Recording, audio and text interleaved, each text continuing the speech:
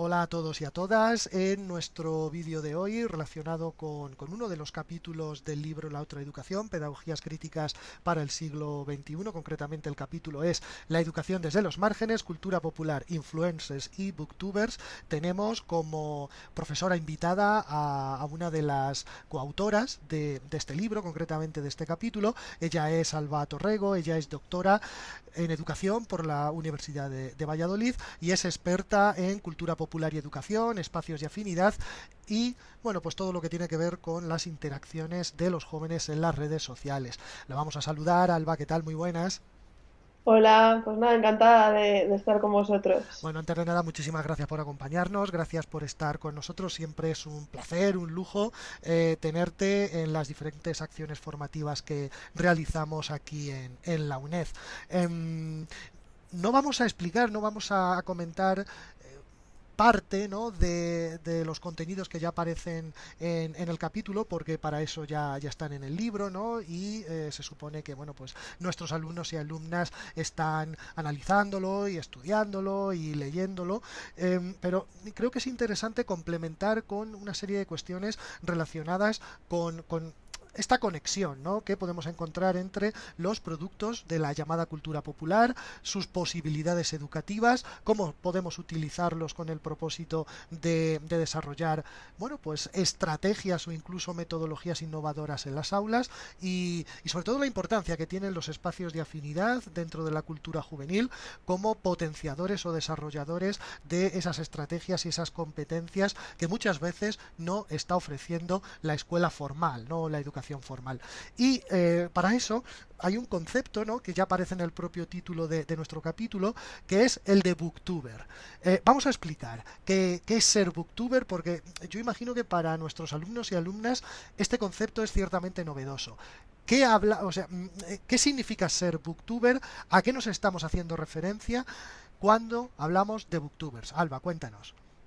Bueno, un booktuber es sencillamente una persona que graba un vídeo hablando sobre un libro que ha leído o sobre un escritor, da su opinión sobre qué le parece y comenta libros de diferentes temas, pero siguiendo siempre las características de lo que conocemos como un youtuber, ¿no? Que estas características serían, por ejemplo, el tener un esquema de contenido, es decir, tener un saludo para dirigirse a la audiencia, saber cómo utilizar tu canal para llegar a más personas, cómo conseguir que las personas te den like, que pongan comentarios, en definitiva, en que interaccionen contigo y tener una presencia en las redes sociales, que al final el booktuber es aquella persona que no simplemente nos habla de libros, sino que además se crea un personaje que es seguido por bastante gente y se convierte también en lo que también habíamos hablado en el capítulo, en un influencer del consumo de la lectura que pueden hacer sus seguidores. O sea, básicamente es un youtuber que habla de libros, es decir, que tiene un contenido ciertamente cultural, lo cual es algo que muchas veces se queda fuera del estudio, del análisis o por lo menos de la identidad que en el imaginario colectivo todos tenemos del youtuber, ¿no? Ese youtuber como alguien que habla de tecnología, alguien que habla de series, incluso alguien que graba gameplays con videojuegos, pero este componente cultural es algo como que no sé si es menos visible o por lo menos se conoce menos, ¿no?, en relación con YouTube. Bueno, hace poco se han celebrado unas jornadas que se llamaba Cultube, ¿no? Porque era de youtubers que hablaban sobre cultura, que es una cosa muy novedosa, que hablan sobre arquitectura, hablan sobre arte y lo hacen con un lenguaje bastante divulgativo, lo que quieren es llegar a gente. Y conectan, por ejemplo, el arte con cosas que son muy típicas de la generación millennial, ídolos que hay, que no tienen nada que ver con lo que llamaríamos alta cultura. Entonces hacen esa conexión. Claro, pero ellos dicen que son raros porque hablan de temas que no son los que realmente, los que normalmente vemos en los vídeos más vistos de YouTube. Pero también esto tiene un doble filo, porque si hablan de libros está muy bien, pero por otro lado, ¿sobre qué libros hablan? Porque muchas veces son libros que están muy alejados del canon académico, no se ponen a hablar de la Celestina ni del Quijote, sino que hablan de bestsellers o de libros que están siendo potenciados por una determinada editorial. Muchas veces hay editoriales detrás de estos booktubers. Entonces, Creo que es un concepto muy poliédrico que debe ser abordado desde diferentes visiones.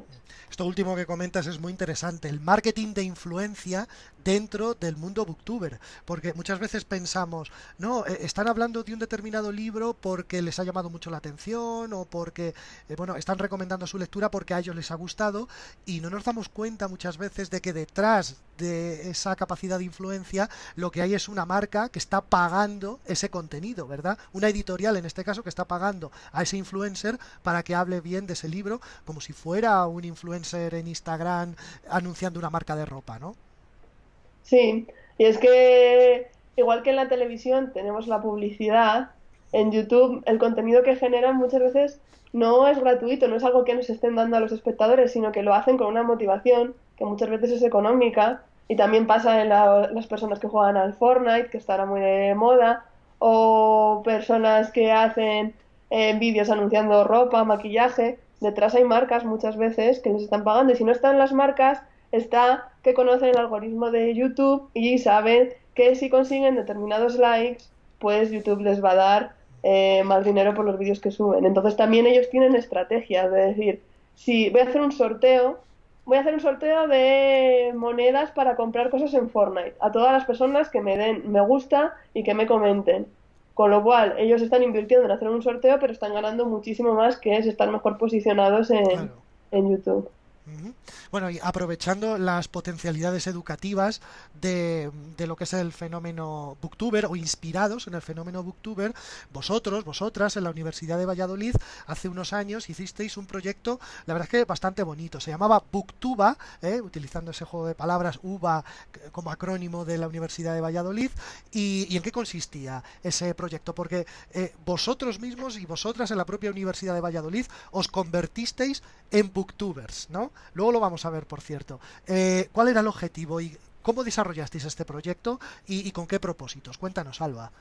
Sí, como nos dimos cuenta de que los booktubers llegaban a mucha gente, pues nosotros decidimos, como muy bien has dicho, crear nuestro propio canal de YouTube y hablar sobre educación literaria.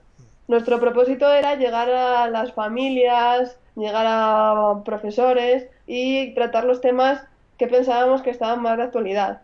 Por ejemplo, cuando se lanzaron los Juegos del Hambre y todos los adolescentes querían leer los libros o ir a verlos al cine, muchos padres se preguntaban si era un contenido adecuado y qué había que hacer ante estas novelas que están destinadas a jóvenes adultos, pero que al final no sabemos de qué están tratando y si lo pueden leer los adolescentes. Entonces, partiendo de los conocimientos que teníamos en la universidad, que habíamos generado, que estábamos trabajando en grupos de investigación, decidimos hacer estos vídeos divulgativos siguiendo la estética de YouTube para llegar a la gente.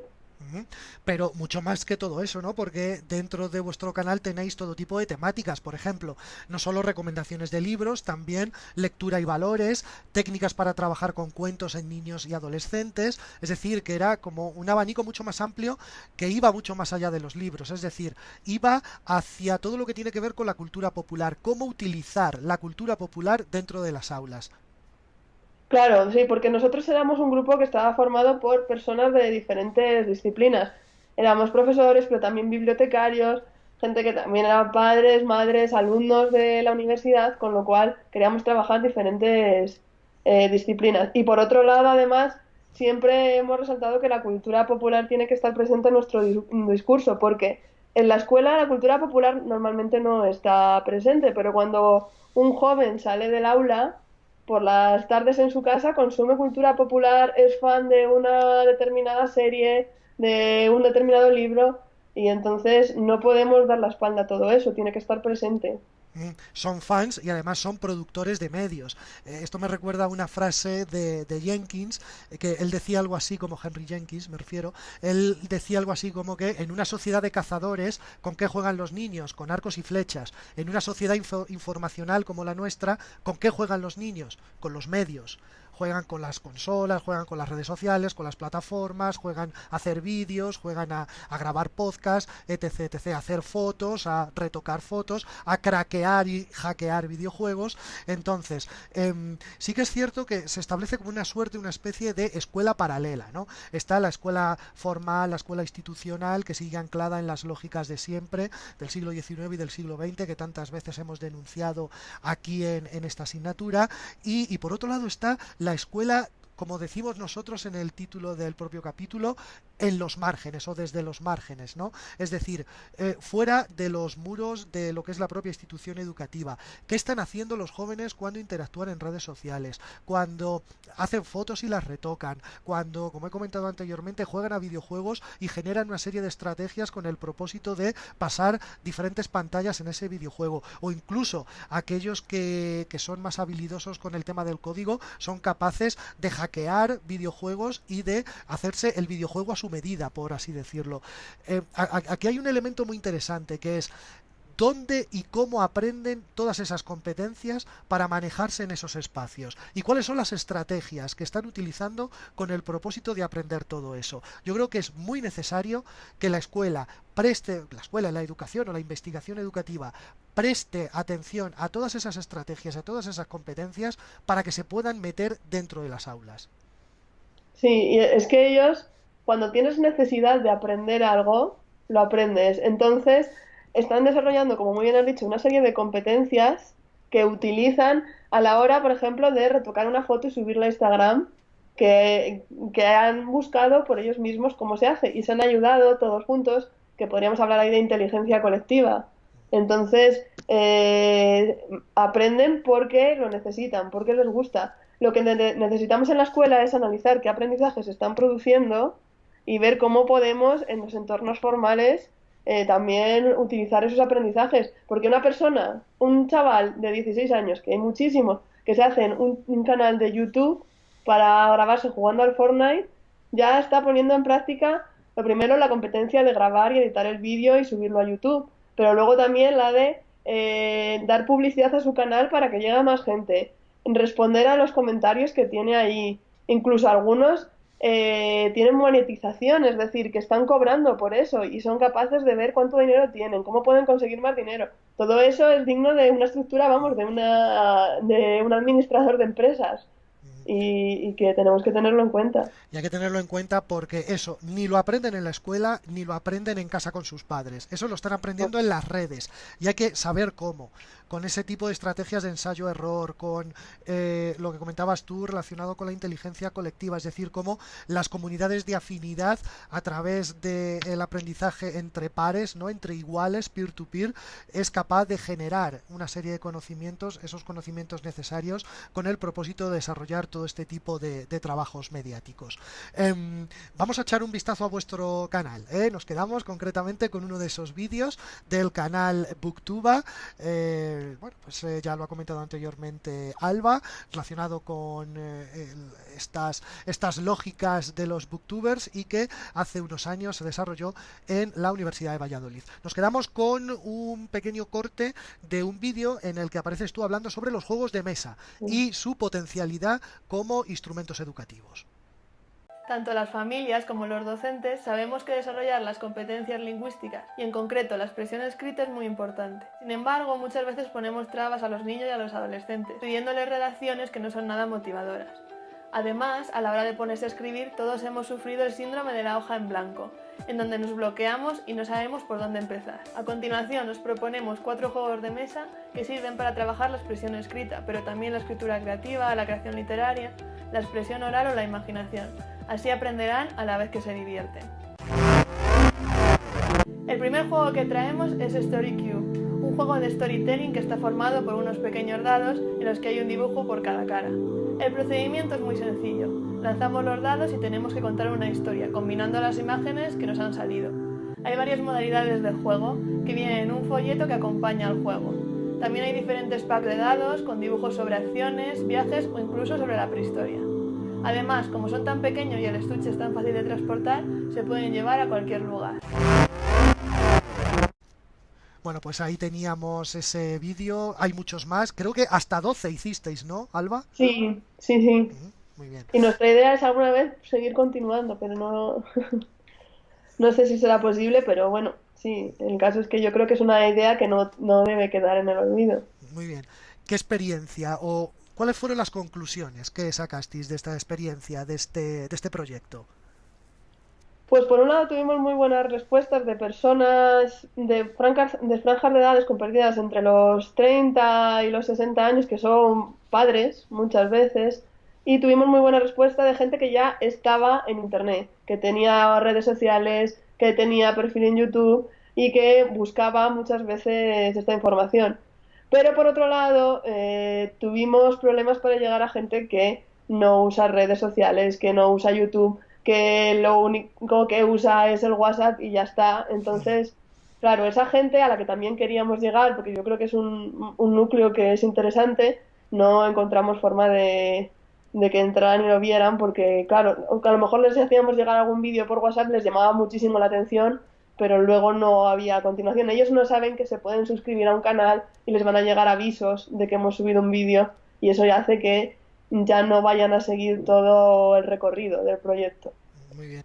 Alba, lo vamos a dejar ahí, que muchísimas gracias por habernos acompañado estos minutos con bueno, pues este tipo de cuestiones encima de la mesa, que lo dicho, muy agradecidos y nada, pues seguiremos de cerca todas tus investigaciones porque la verdad son muy interesantes a propósito de la cultura popular. Además, está muy metida en el mundo de los videojuegos, Pokémon Go, ahora el Fortnite, que es una auténtica revolución y como esto, aunque pueda resultar extraño, cómo se pueden extraer, ¿no? Ese tipo de enseñanzas positivas que desde el punto de vista educativo, cómo se puede explotar todas estas herramientas, Pokémon Go, Fortnite, dentro de las aulas y con el propósito de innovar, ¿no? Y de introducir nuevas y potentes metodologías más ancladas en el mundo digital, en el mundo informacional en el que nos encontramos en este momento. Muy interesante toda esa línea de trabajo que tienes abierta. Sí, yo creo que es muy interesante y necesaria, porque yo ahora mismo trabajo en un instituto y en segundo de la ESO no hay otro tema de conversación que no sea Fortnite, entre los chicos sobre todo.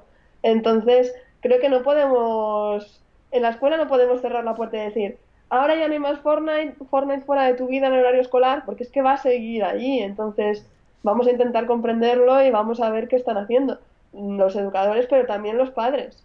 Porque muchas veces tenemos entrevistas con los padres y dicen, no, es que yo no sé que mi hijo se tira 14 horas a la semana jugando al Fortnite, no sé ni lo que es. Entonces Claro. eso también es necesario trabajar junto con las familias, es decir, conoce lo que está haciendo tu hijo fuera del horario escolar en entornos digitales. Muy bien. Pues lo dejamos ahí, Alba. Muchísimas gracias. Pues muchas gracias a vosotros y a vosotras.